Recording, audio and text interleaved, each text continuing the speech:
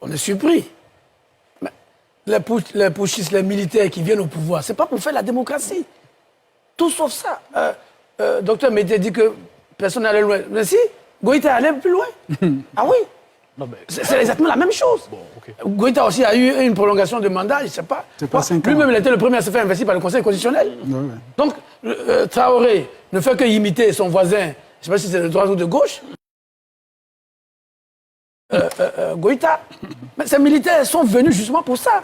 Et aujourd'hui, M. Gueye l'a rappelé, toutes les questions qui étaient censées motiver le coup d'État, ou du moins les coups d'État, parce qu'aujourd'hui, la situation, que ce soit en Guinée, que ce soit au Mali, au Burkina ou au Niger, c'est la même situation.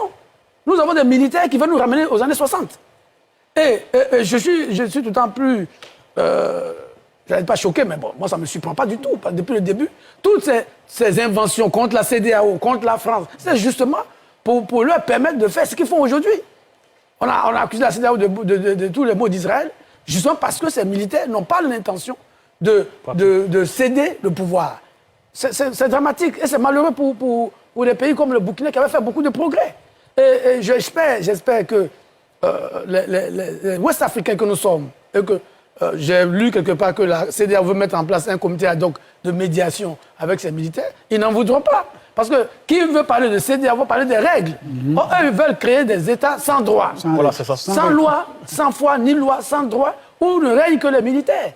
C'est malheureux. Et il faut le dénoncer clairement. Il faut que nos pays, ceux qui n'ont pas, sont pas encore... Parce que la vérité, il ne faut pas incriminer... professeur Noubou parlait des intellectuels. Mais les gens, ils sont tenus à carreau, ils ont le fusil sur la tempe. Il peut faire quoi? Un militant de droite ou bien un homme politique, il n'est utile qu'il est vivant.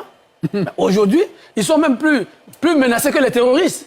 Je crois que les terroristes sont devenus les alibis de ces putschistes-là qui ont utilisé ce cache-sexe pour arriver au pouvoir et qui aujourd'hui montrent leur vrai visage. Et le cas du président Traoré est vraiment dramatique. Monsieur Goïta, au moins, il nous épargne des discours à l'emporte-pièce. Mais le jeune capitaine, bon, je crois qu'il n'a peut-être pas fini sa formation. Il a beaucoup de problèmes. Il va dans tous les sens. Et ça, là, vraiment, quelqu'un dit qu'on est inquiet, mais il faut vraiment être inquiet pour nos parents du Burkina Faso. Il faut prier pour eux.